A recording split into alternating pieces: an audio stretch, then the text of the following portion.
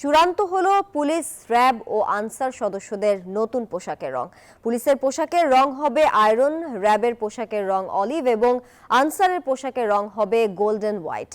আওয়ামী লীগ সরকারের পতনের পর পরিবর্তিত পরিস্থিতিতে পুলিশ বাহিনী সংস্কার সহ তাদের পোশাক পরিবর্তনের দাবি ওঠে। শেষ পর্যন্ত চূড়ান্ত করা হয়েছে এই নতুন পোশাক। সকালে সচিবালয় স্বরাষ্ট্র মন্ত্রণালয়ের সম্মেলন কক্ষে আইন শৃঙ্খলা সংক্রান্ত উপদেষ্টা কমিটির সভায় এই সিদ্ধান্ত নেওয়া হয়।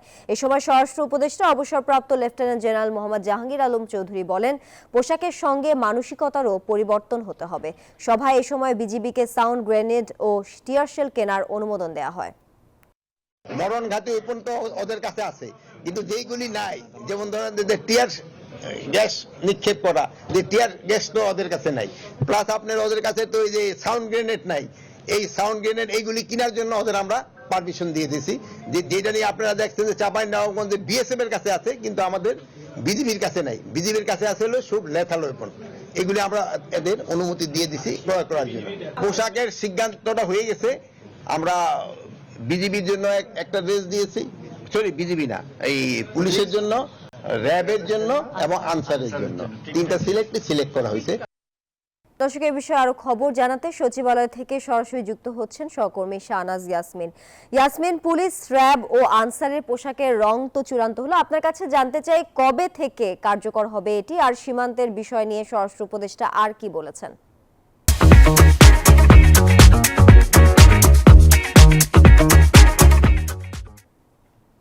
উপদেষ্টা উপস্থিত থাকেন, স্বরাষ্ট্র উপদেষ্টা এটাকে সভাপতিত্ব করেন। বৈঠক থেকে 1টার দিকে 2 ঘন্টা প্রায় বৈঠক হয়েছে।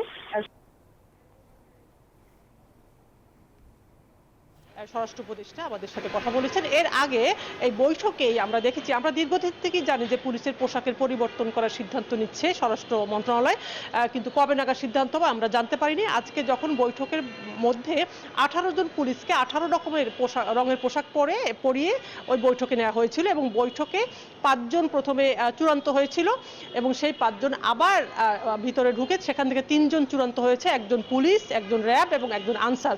পুলিশের পোশাকের রং আয়রন হয়েছে এবং র্যাবের পোশাকের রং হয়েছে অলিভ এবং গোল্ডেন হুইট হয়েছে আনসারের রং। এবং স্বরাষ্ট্র উপদেষ্টা এটা নিয়ে কথা বলেছেন যে আসলে প্রশ্ন ছিল যে কেন আসলে পোশাকের রঙের পরিবর্তনের সিদ্ধান্ত হলো, এর ফলে আসলে কি কাজের পরিবর্তন হবে পুলিশের। তিনি বললেন যে পুলিশ আসলে দীর্ঘদিন থেকে গত 15-20 বছরে রাজনৈতিক নির্দেশনায় কাজ করতে করে তাদের মনোবল আসলে ভেঙে গেছে এবং 5 আগস্টের আগের ঘটনা আমরা জানি, সে ঘটনার ফলে পুলিশ আসলে আস্থা ফিরে পাচ্ছে না নিজেদের উপরই। পোশাক পরিবর্তনের সাথে সাথে তাদের মনোবল চাঙ্গা হবে, তাদের কাজের প্রতি আস্থা বাড়বে, তাদের বিশ্বাস বাড়বে, আত্মবিশ্বাস বাড়বে, দুর্নীতি কমবে। এই কথাগুলো স্বরাষ্ট্র উপদেষ্টা খুব পরিষ্কার করে জানালেন ব্রিফিং এর সময়। এবং কবে নাগাদ হবে সেই বিষয়টা যখন প্রশ্ন করা হলো উনি বললেন যে এই বিষয় পুলিশ মাঠে নামবে, তখনই আসলে মাঠে নামবে, তারা স্বরাষ্ট্র মন্ত্রণালয় প্রস্তুত আছে। অন্যদিকে আইন শৃঙ্খলা সংক্রান্ত এই বৈঠকে আলোচনা হয়েছিল বর্ডারের নিয়ে। আমরা জানি চাঁপাইনবাবগঞ্জে বিজিবি দিয়ে কিছুদিন উত্তপ্ত পরিস্থিতি এর আগেও চলছিল। সে বিষয়ে স্বরাষ্ট্র উপদেষ্টা যেটা জানালেন, আজকে বৈঠকে সিদ্ধান্ত হয়েছে যে বর্ডারে বাংলাদেশের বিজিবি তারা আসলে সাউন্ড গ্রেনেড এবং টিয়ারশেল ব্যবহার করতে পারে নাই, এতদিন সিদ্ধান্ত ছিল না। আজকে এই বৈঠকে সিদ্ধান্ত হয়েছে যেটা বিএসএফ পারে এবং তারা সেটা করে, ইউজ করে। এখন থেকে সেটা বিদেশ থেকে আমদানি সিদ্ধান্ত হয়েছে আজকের বৈঠকে। আমদানি করতে যতদিন সময় লাগবে তখন থেকে এই বর্ডারে এখন থেকে বিজিবি টিয়ারশেল এবং সাউন্ড গ্রেনেড ব্যবহার করতে পারবে।